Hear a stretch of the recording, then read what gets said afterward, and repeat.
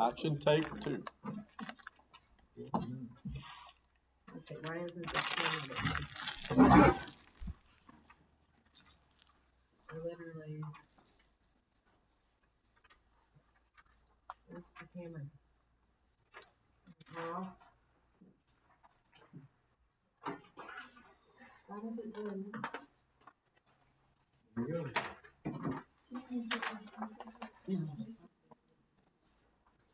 Should have done that before I came. That's okay. Put them all together instead of putting them together. I appreciate that. So much crap in this bio. Okay.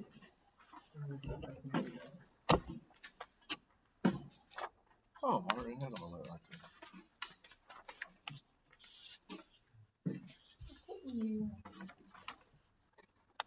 Do I need to talk about that one? I need to bring it up too in the pricing. Yeah. Okay, can you hear us?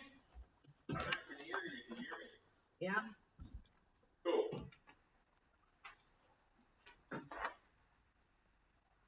Okay, we'll try to close. All right. Hey, Nikolai. Hey, Rudy. Hey. You guys see Leanne Payne? Yeah. Hey.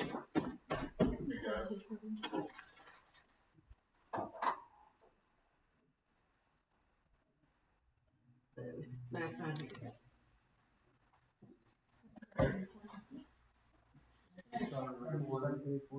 Oh, sorry, I got too many things in the fire right now. Corner, camera.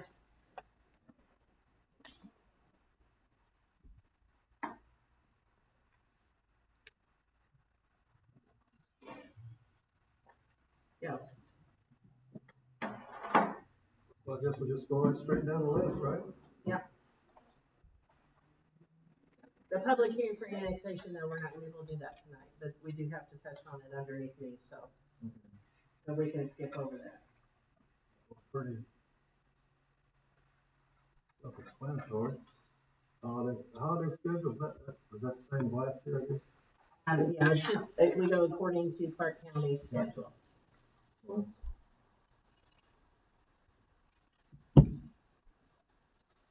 13. 13? Holidays. Town council meeting, you all got on schedule? Yes, the same 5:30 and 6:30. And we'll post it in the paper once you guys approve it tonight. So, town council. And River Hills appointment, is that what, Leanne, is that what you were last year? Yes. She's my ride along. Yeah. What you all go together? Salary ordinance. So the salary ordinances obviously have to be voted on every single year. And we need to discuss whether you're gonna do a 2% or a 3% raise for the employees. How much is the difference between 2 and 3 on the main? It's about 35-ish cents. I mean, what is one, what's it, like, just pick the top one, what's the 2 number? Well, 2% would be 51 cents, 3% would be 77 cents for one of the guys, or 57 cents and 86 cents. Okay, so the minimum raise would be 51 cents. Yes. What's everybody think about that? Did we budget for 5%? We budgeted for 4%. Okay.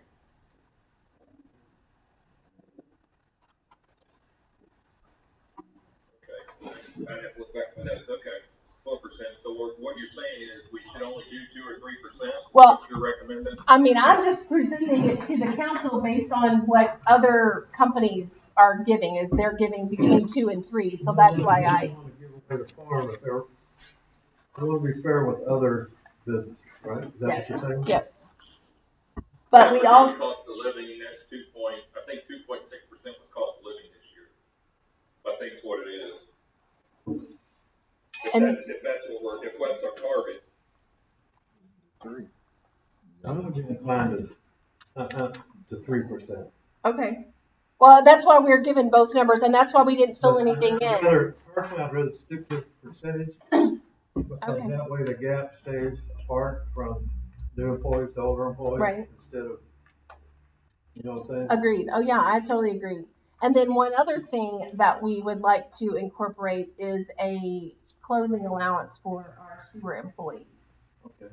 But we haven't decided on an amount. For maintenance employees, period. Yes. So are we, is everybody all right with 3%? Yeah, I'm okay with it. Steve? Yeah, I'm good with that, so, yeah, just looking at real numbers, yeah, I see what you're saying, yeah. Okay, so. Yeah. So now she's talking about a clothing allowance, which before we just told them we would buy them foul weather gear, but there was no amount set in the past. Right. As far as I know, there was no amount set, correct? But what she's proposing is that we set a limit per person per year, and they have to use it to get it. In other words, you can't come up here and say, give me my money.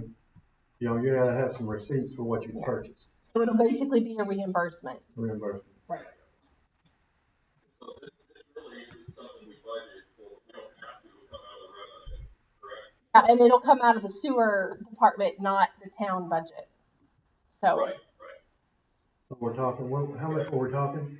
Well, I didn't know. Like, I know Amazon gives like 125 for shoes. You know, but I know for good work boots, you're not gonna get nothing for right. that. So that's why I'm giving it to you guys. My suggestion would be, and you other board members chip in, 250 to 300 per person. Just for two guys. Yeah, I mean, if we give them three, like, you say 300 to 350, you're kind of muffled. 250 to 300 would be my suggestion. Okay. Yeah, with $300, they should be able to get a nice coat and a pair of boots, a decent pair of boots. Yeah. For 300, I'd be totally in favor of that. And also, in order to get that, you have to produce a receipt. Yeah, it will be a reimbursement. It won't be it's not a giveaway. given. Yeah, it won't just be given to you. Okay, what else you got? That was all for the salary bonuses, but we left that blank on them so that we could talk about it before we, voted on it in the meeting.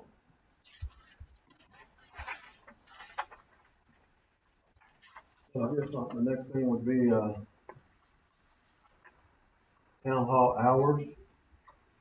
Yeah, so Faith and I have been talking and everything. I just wanted to see if we could change the hours to 9 to 4, Monday, Wednesday, Thursday, and Friday. Be closed on Tuesday, but I would be here from 1 to 8 because we have meetings on Tuesday a lot. And that way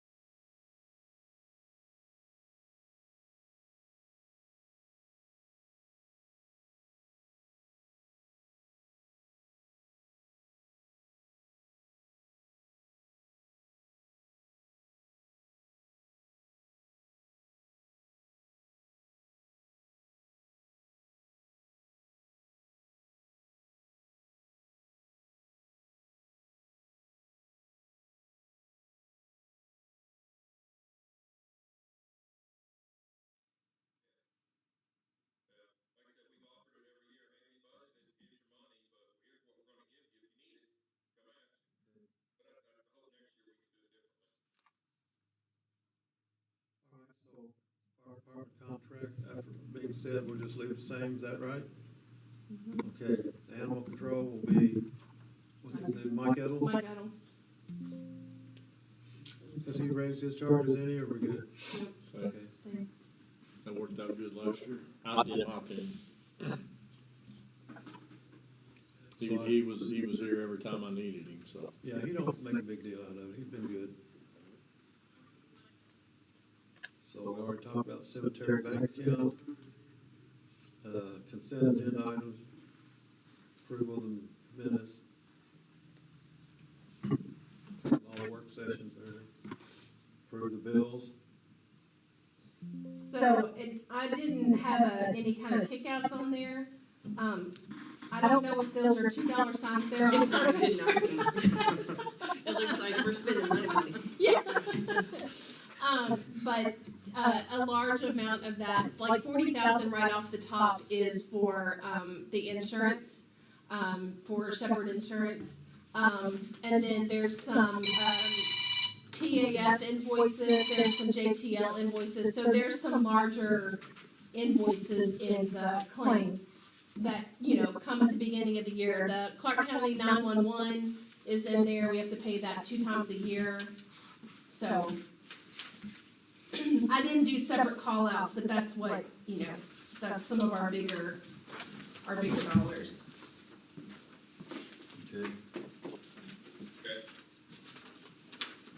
Yeah, I didn't see anything notable on Yeah, there that it's- I had questions about. Yeah, it's basically the same thing.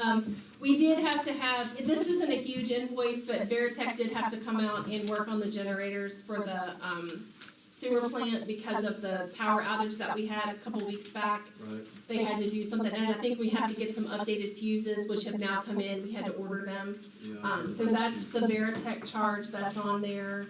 But, I mean, everything else is pretty much the same every month. Is that for the old generator? I honestly don't know which generator it was for. That would be for all the old switchgear and generators, yes, because the fuses that they're talking about are hard to get because they're old. I know the new generator don't have that issue. Yeah, I was hoping it wasn't a warranty issue, yeah. No, it's not. I mean, Chris did give me a heads up. He sent me a message and said, hey, Veritech's gonna be out here, and then the very next day, they had the invoice to us, so, that's I why understand there it's, were several different locations that had emergency generators that next week too. so. But nothing else is, is major on there, so. So, if we're good with that, we'll go on down to scheduled visitors. Yes, we got Jill with us. We got Miss Jill Sager with Yes. us. I guess, you gonna talk now or later? Whatever you all want. I don't care. You want me to talk now, we can go over it, and then you can decide what you wanna do later. That's fine. Yeah. Alright, I've got some papers here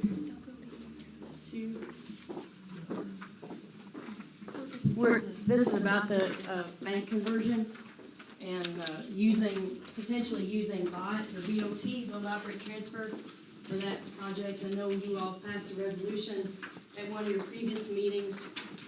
Yes. Thank you. And your previous meeting to allow the town to utilize that process. So, in between that time and now, I've had some conversations with Brenna, as well as, Rudy last week, prepared some documents that I'll go over, and Matt Duncan has also reviewed these documents, and I have incorporated the changes that he had suggested into these documents.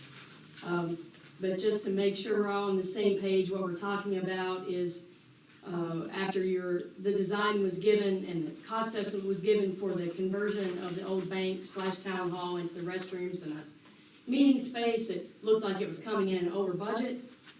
And so it was suggested to the town, by, Radius, actually, Jeff filed, that maybe you might wanna look at the BOT project so that you could lock in a guaranteed maximum price and make sure that you got the project within budget. So that's when we started down this road. So what you have in front of you is a potential schedule. This can be changed within certain realms. I know there are certain statutory requirements we have to meet with advertisements and such, but we can change the schedule, so none of this is set in stone.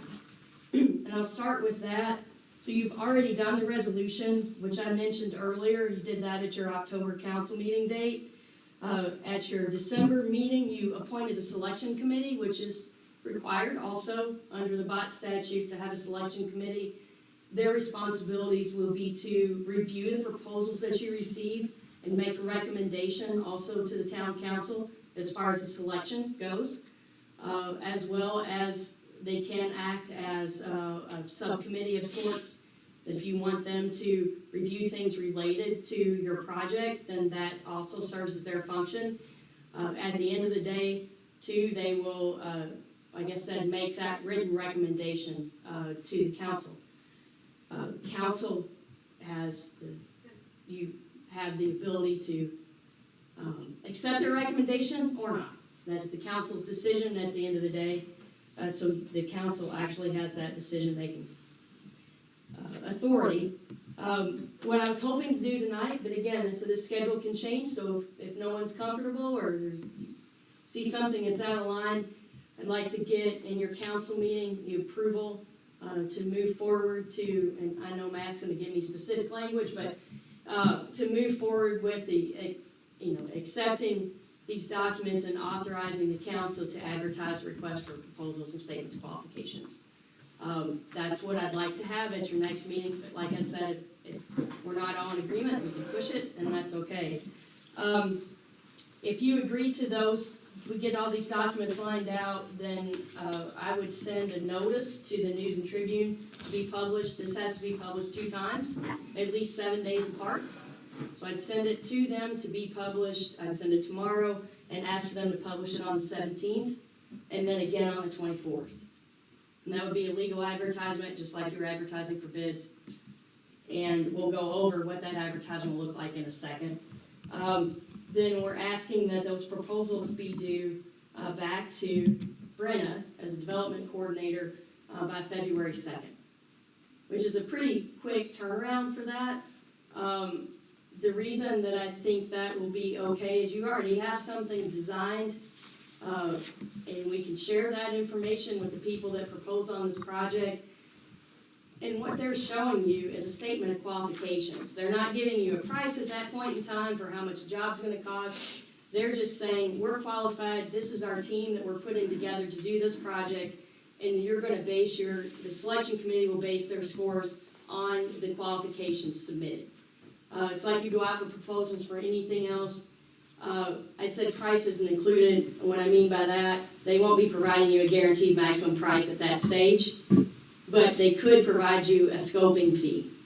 So we'll get into that more in a little bit, but that's what you're actually judging them on. You're not asking them to turn something around on the price in that short period of time. We would give the selection committee a few days to review those proposals, score them, and get them back to Brenna, and then they can present a recommendation letter to you at your council meeting on the 10th of February. If they've made a decision and everybody's okay with it. Are you all with me so far? I know I can get on a roll, so y'all stop me. Similar to processes we've used in the past. Yeah, it's similar to any other request for proposal process with some very distinct differences. But that's very similar to other processes you would use. Then once you made your decision to enter into a scoping period with someone, then we would notify them that the group that you selected that they have, and start that clock running on what we have now is a 45-day scoping period. You can adjust that as well, but again, because you already have something designed, they're really looking at that to value engineer it and see what they can do to change that to be able to get it within the budget that you have. So we're not asking them to start from scratch. At the end of the scoping period, which we have at the end of March, then they would present to the town a guaranteed maximum price. So that's when they would say, we will do this job and provide everything you've asked us to provide for this price. And then that price is locked in. Excuse me. That is the price. When you sign the agreement, the price is locked in. Up until this point, unless you've agreed to pay them something to go through the scoping process, then you're not at risk. They're doing this all, it's a risk transfer. They're doing this all at their own risk. And whoever's proposing, scoping, all of that. Then between the 30th and the 8th, then we have, between March 30th and April 8th, we have the town and the selection committee can review that guaranteed maximum price to see if it's in budget, see if you agree with it, go through everything, and it gives you some time before we then get to the point where we would have to advertise and hold a public hearing. So it gives you a little bit of time, but in order to hit your town council meeting date, unless you would like to, have a special meeting or push it off, then we would actually be advertising your public hearing prior to the review period being over. The requirement with this statute is you have to have a public hearing at some point in time in this process prior to awarding a BOT agreement. The good news, though, is that in the advertisement, you mentioned who had the recommendation, like what company or firm, you don't actually have to put the GMP in the notice, so. You don't have to put the price in there, so it still gives you the opportunity to negotiate with your team.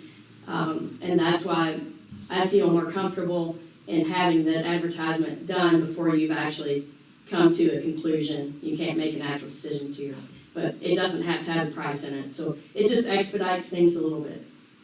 And you can have the public hearing and not award an agreement also. We've got the public hearing right now scheduled for your April town council meeting. And after you have the public hearing, immediately after, if you can award an agreement at that point. This is about as quick as we could do this project. So this is as quick as we can go through this process and hit your normal meeting dates. We can stretch it, we can condense it somewhat if you want to have special meetings, but I don't think you need to go through that process any quicker than what we've got laid out here. A couple questions. It's calling out for a design. We've already got a design. So how do you relate that?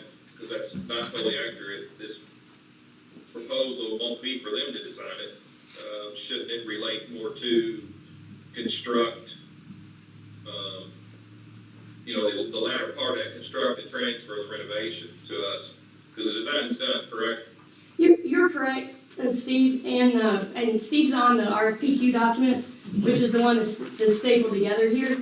So in going through that, Matt may have a different opinion than I do, but at least in the school that I was brought up in very quickly with build, operate, transfer, is you want to make it a little, there is going to be some level possibly of design in that, Steve, because if we're value engineering it, they may have to redesign something. So we want to make it as generous as we can, as broad as we can to cover anything that may come up.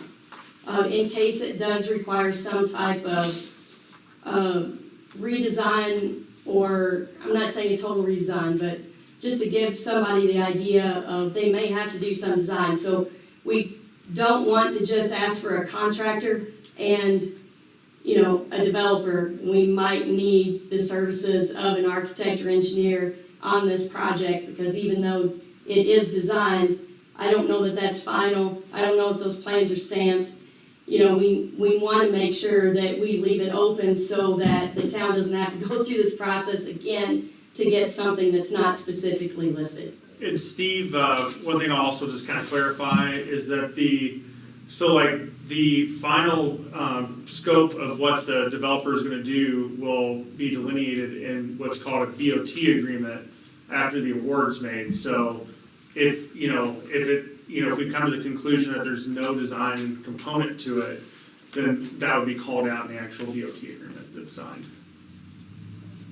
Okay, it seems to me like, well, our design packet, it is stamped. I do believe it was stamped from JTL, so it's a viable document that we all approved. So again, I don't, if I got this as a contract, I'd go to work trying to figure all this out. Where if I got this RFPQ and said, okay, they want this built, and then like you said, there could be some value engineering, but I don't know, it just seems like there's a little bit of, it's not quite clear. You're asking them to design it, no, we've already paid for that. And, so I just didn't know how that related. And then the other thing is, I thought we were kind of getting all in with the 400,000. So does that include and capture the 40,000 that's already been paid out for the project?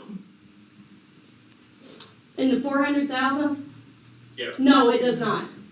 It does not include that 40 that you've already expended. Okay.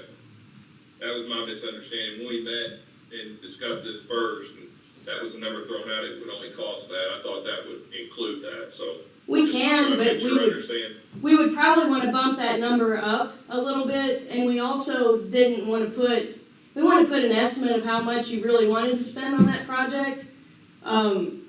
You know, it could be less than that, it could be more. The 400,000 is just some people may not want to do a job that small if we didn't put some type of number in there, because I don't think it's required to put a budget number in there at all, is it, Matt? It's not. So we just wanted to give people an idea that if that was too small of a job, that we didn't want them to waste their time, or, it's just a kind of an estimate, a ballpark.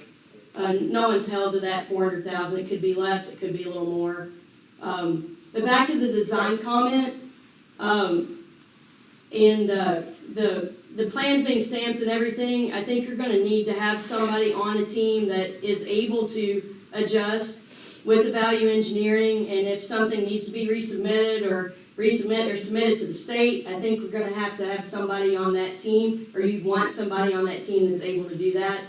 And they can very well work with the same person that stamped your plans, and I would expect that to happen. Right. Which Mike said today, he said you can put my number on there if they need any questions answered. So, I just think that you're better off covering your bases. If people ask the question, we can certainly tell them and provide that information to them, that it's already been designed, and that's why we're going through this process. It was designed, it was over budget. We need to figure out if there's some ways that we can trim this down to get it within the budget that's presented. And I would just note, based on prior BOT projects I've done, if it had not been designed before, there's no way the scoping period could be as short Right. as it is. So I've seen scoping periods go almost a year before, if it wasn't designed already, so. And I still think we've got a little money to put in it, quite frankly, because we really didn't address what we're gonna do with the vaults, how we're gonna secure them, how we're gonna do all that. So I think there's extra monies that we really haven't accounted for. We're just trying to put the building together. And so that's what this does, correct? Yes. Yeah. And during that scoping period, if you haven't, if everything wasn't included, or you have additional funds than you had before, then we can work through that with the team that you select during the scoping period. And let them know exactly what you want to do, what was maybe left out or you didn't think you could do that you want to do, and make sure that that's all included so they can put that in that guaranteed maximum price. And that same price would include any professional fees that are necessary as part of that too. That would all be rolled into that guaranteed maximum price. Thank you, Jim. You're welcome. So this RFPQ, like I said, Matt has reviewed it and made a few comments. They've been incorporated into this.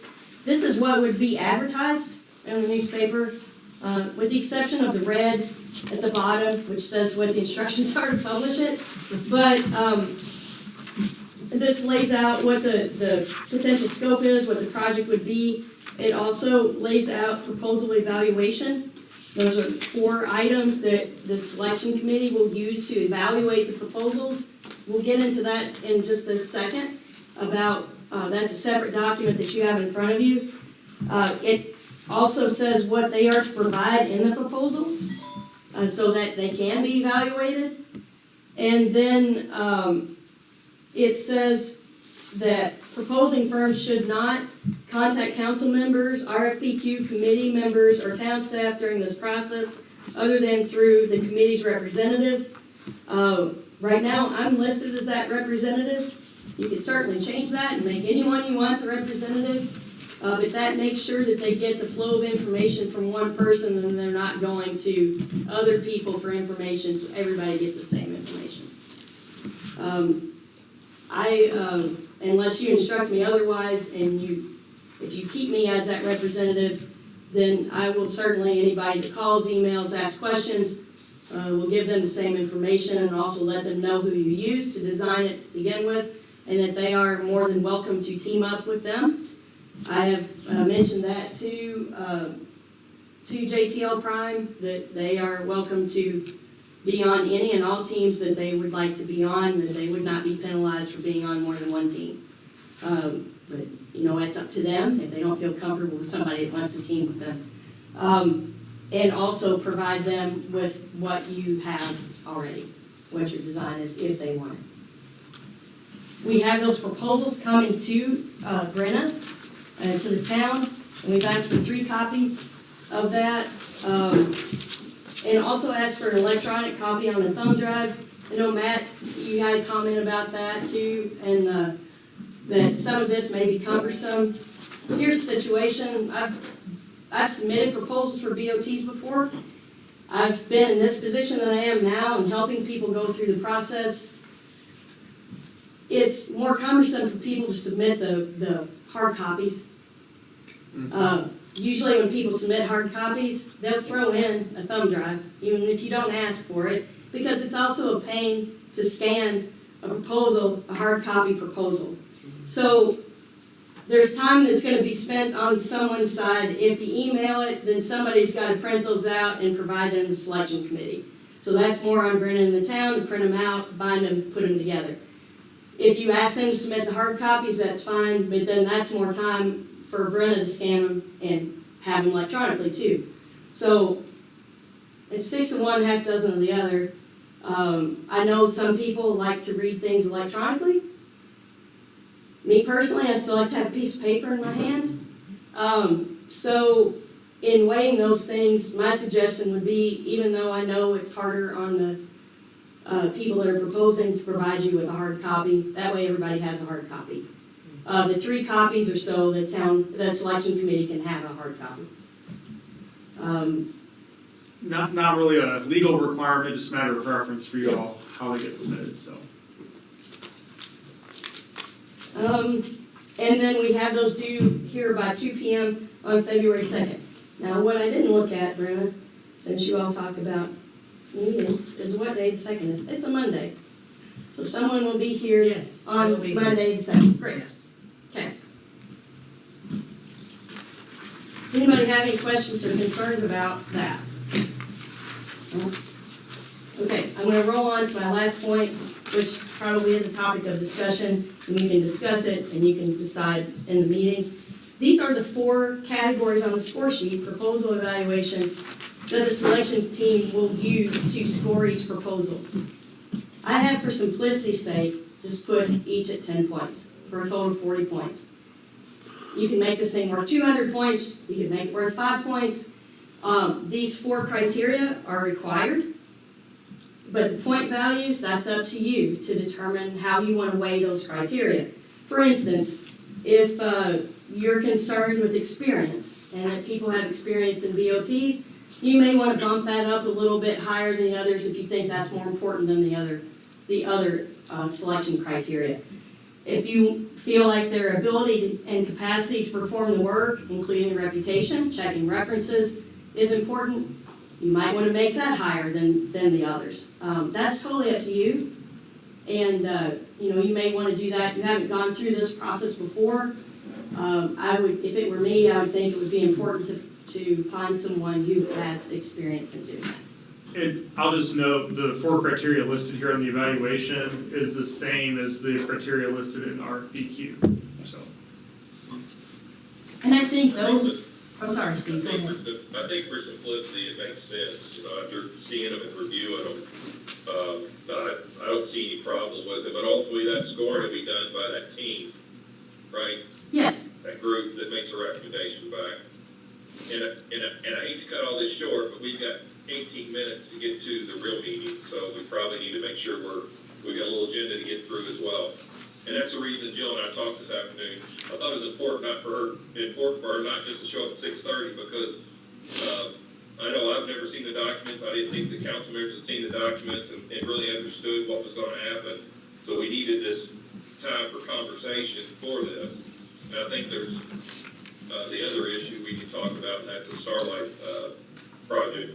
But like I said, we still got a little agenda to get through before we open up our full meeting.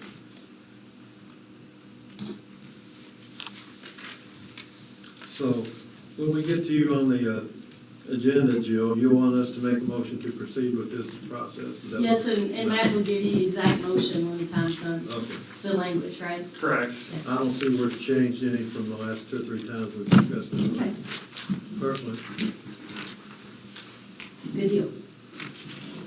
anybody else have anything? We're gonna move on. Sewer project update.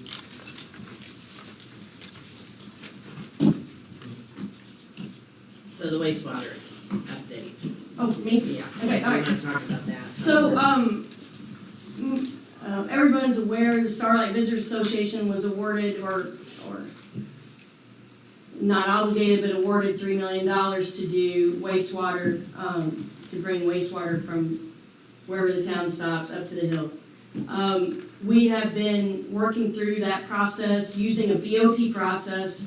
The Starlight Visitors Association chose the team of GM Development, CNR Construction, and Cash Wagner Engineers to do that project. We, after we got all of that lined out, then we had a meeting right before Christmas that we invited, I mentioned to Brenna, said please bring whomever from the town wants to come. We had maybe had a meeting or two before that just to kind of organize and figure out make sure everybody was on the same page on the team.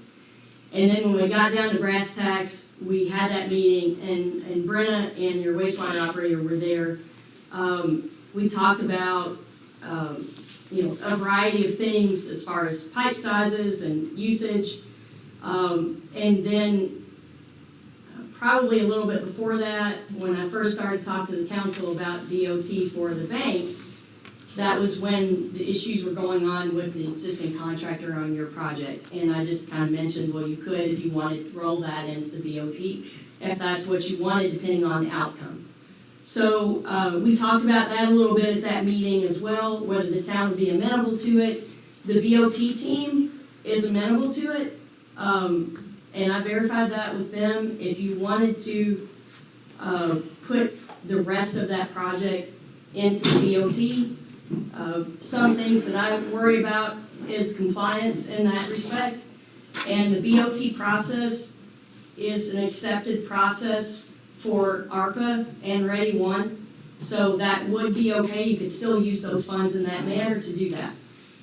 What I'm here tonight to ask you is, I've just heard different things about whether you were interested in doing that or not. And for the BOT team and for me representing the Starlight people, I don't think it matters to them which direction you go, whether you want to bid the project out and finish it yourselves, or whether you want to give it to, or say, okay, BOT team, take it over and have CNR Construction do the work from where it stopped up the hill if the project moves forward. So that's one of the things I wanted to talk about today too, is whether you wanted to do that. We're at the point now where we almost have pricing. Another week or two, CNR said they would have a guaranteed maximum price. They are amenable to adding in what you had intended to do, if that's what you want. I know Steve, when I talked with him earlier, he had a concern that Ready 2 funds have been pretty slow in rolling out.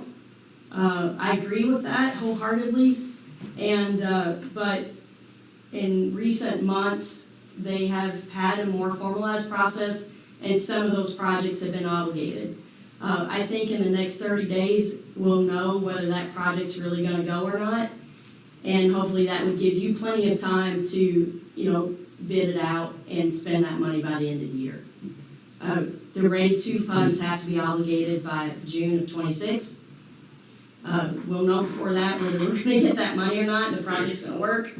But the last thing I think the Starlight Visitors Association or the bot team wanna do is hamstring you and string you out to the last minute, and then you go and bid it out. We wanna work with you, but like I said, we don't care one way or the other. There's gonna be coordination that would need to be done if you do it separately. So, that's what I wanted to talk about, because I think we're at the point that we need to know a direction to go in, from our standpoint. All right, you good for now? All right, quickly. Sewer department, sewer adjustments, Yeah, we can talk about them on the Okay. meeting, so we get through there. that's pretty standard. Brady, I think we need to go back and talk about that. Where do you guys stand on that? We can't go back in discussion after 6:30 and figure out what we're doing. My concerns to Jill were, I'm fine with doing that. What we said was we didn't want JTL cut out the process since they've been the author of it and everything. And I don't want to be climbing around the IEDC, continue to change the rules, and we can't get our project done and spend our I know we money. could. That's where So, I mean, that's my concern, is that anybody else's concern. Steve, we can discuss this more in a normal session. There's nothing wrong with that. If we want to try to get through some of these other articles here. And the other session, if it's longer, people can leave if they don't want to stay, but we need to get this done. Okay.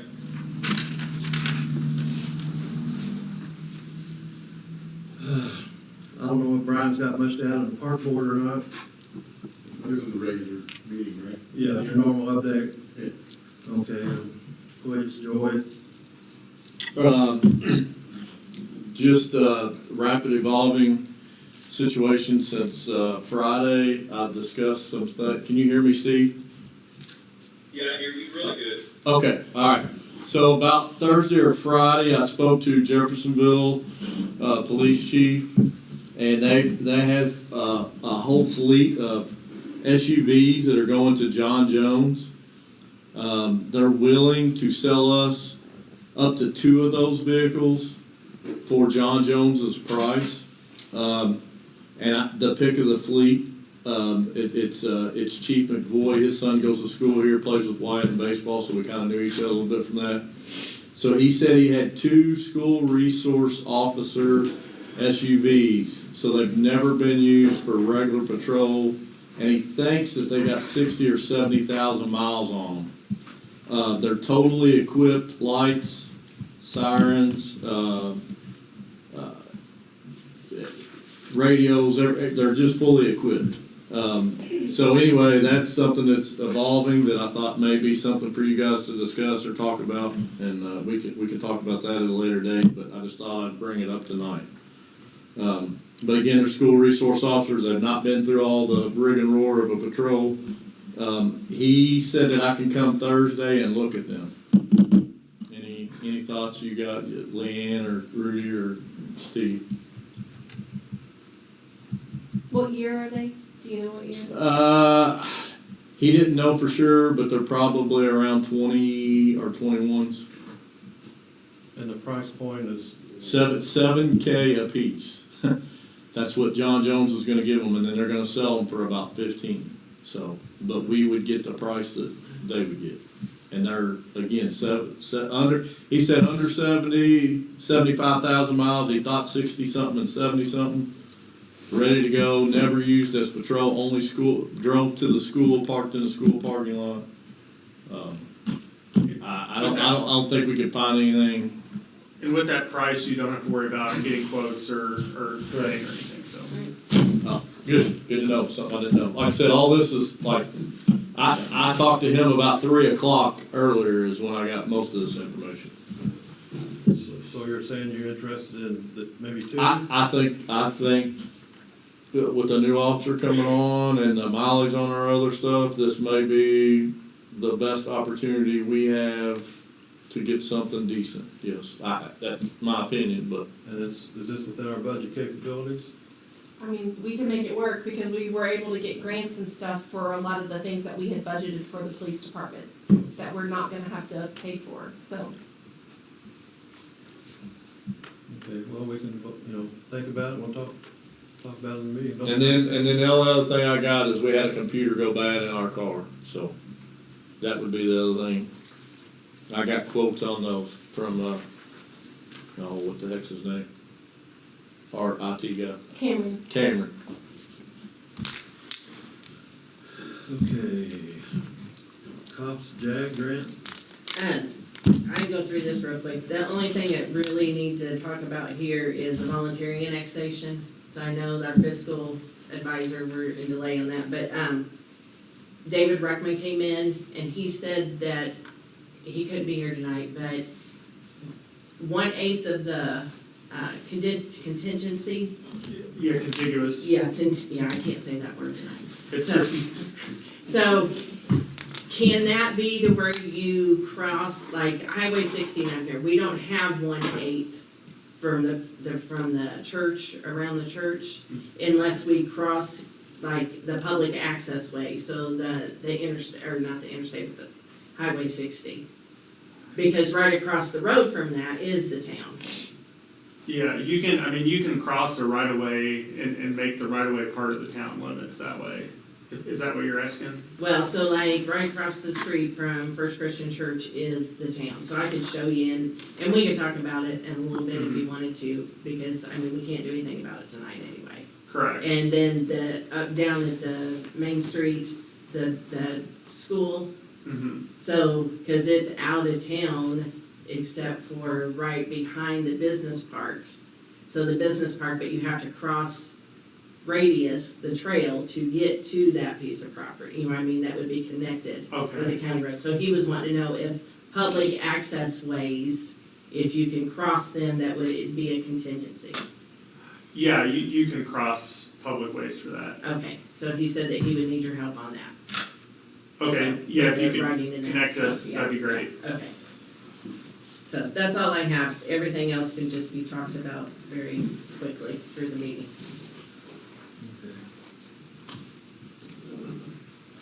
What's this police department fund 2504? So we have gotten some, grants, like we got the Wood Car grant and we got the, Lions Club, grant, and I just wanted to set up a fund, so we put that money into that fund and then we pay for the, breathalyzers and the, vests that we were gonna purchase with that. That's what that is about. Okay. But there will be an ordinance that has to be passed to be able to set that fund up.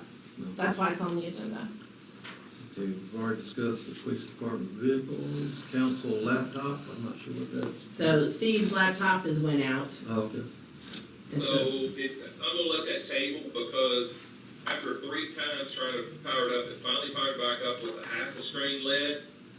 And then I just let it sit there and finally it filled in the whole screen. It is working currently. When I get back, I'm gonna let Cameron take a look at it so we can just table that for now. Okay. And one other item on the general business, I know we've had some talk about employee handbook. I think I would like to ask Brenda if she would take that on and maybe have us something to propose to the council by maybe around the 1st of April or so, if that's possible. Yeah, it's possible. I've been working on it for a while, but yeah. And we'll go over it at that point and see if we want to make any changes or whatever. Leanne, what do you think? I think it's a good idea. What else? Looks like we pretty much covered everything. I think the only thing that we had, it was gonna be under town business, was the printers. Yeah, so we need a new printer in the council room, and I had, So I should have brought that up too. I had Cameron put together, had me reach out to, a company in Clarksville, and that's what that, Kanika Biz Hub is in your packets. So that's what they are recommending for kind of like a medium use office. It's a little bit more of an upgrade to what we currently had.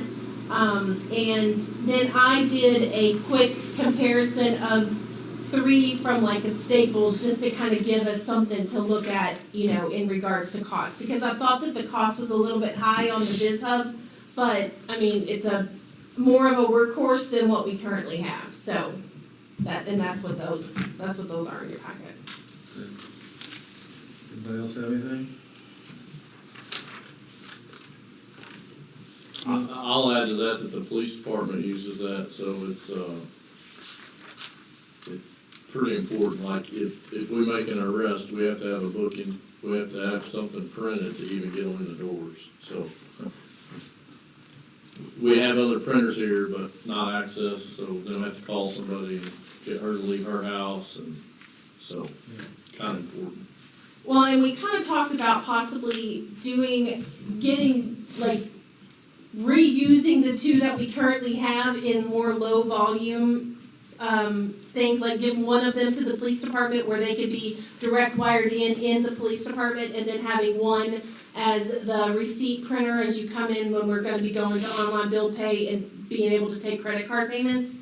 And then having two, newer versions put in town hall, so, but like we can have a nice colored one put in the council room, and I can have a simple black and white one, cause basically I just need it to be able to print reports and to print checks. I don't necessarily have to have color, it can be out in the council room, so. We don't usually either unless it would be a picture, but that would be on a regular basis. So, that was a thought to kind of recycle the ones that we have, because they still work, they're just older and they aren't working as well as they should. So, Okay, anybody else have anything? If not, we're gonna close this down for now. Give us old people time to go to the restroom before the regular meeting starts. I recommend a motion to adjourn. I make a motion, we adjourn. Motion made to adjourn, have a second. I'll second. All in favor, say aye. Aye. Aye. Opposed, same sign. See you in a few minutes. Okay, I'll get you.